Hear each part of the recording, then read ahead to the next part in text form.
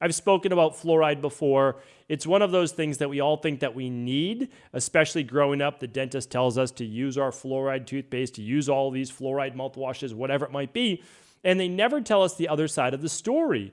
So it's very disconcerting for anybody, especially parents, to be able then to see this research that is out there and realize that absolutely, like any potential benefit for cutting down on cavities is certainly outweighed by the toxicity of fluoride. And besides, people were doing okay with their teeth before fluoride existed. The issue is, we talked about this before, but the issue is anaerobic-based bacteria in the mouth, too much processed food, etc., right? I mean, we have to really keep that in mind, that people had good teeth if they were eating a good diet.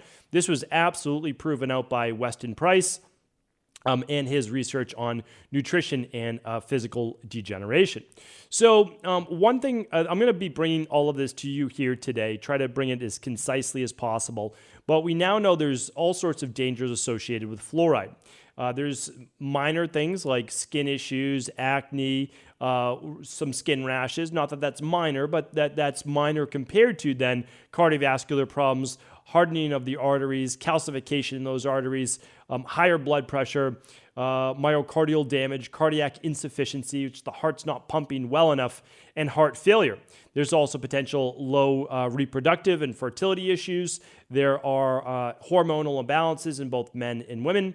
There's absolutely thyroid dysfunction. We know that from Germany, where they used to use fluoride is actually one of those ways to treat Graves' disease, which is a higher production of thyroid hormone, a lower TSH.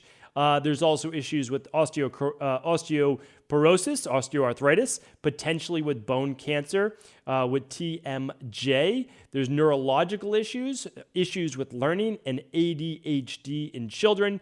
And then we'll be talking about the lower IQ scores in children given fluoride. And I don't even mean given fluoride, meaning like no parent is specifically saying, here, take these fluoride capsules, although believe it or not, there's some of those out there.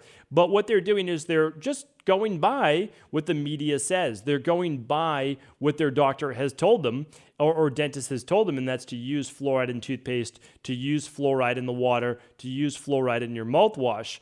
And one of the bigger issues is that science has always said, well, you know, there's not enough in water, there's not enough in toothpaste to actually be at a toxicity level. But remember, that's at a poisoning level. That's when you need to call poison control. Literally, it's like you are dying because you swallowed toothpaste. And believe it or not, it actually says that, you know, seek emergency help if your child swallows fluoridated toothpaste. So believe me, like there's a very fine line between fluoride poisoning and fluoride, I would just say, overall toxicity. And the problem with all of these minerals and metals specifically that aren't good for us is the continued exposure, which is never studied. That's always the issue, is that, sure, a little bit of aluminum in the water, a little bit of fluoride in the water, no big deal. But the problem is, if someone doesn't have a great detox capacity for their body, whether it be genetic-wise or other factors going on,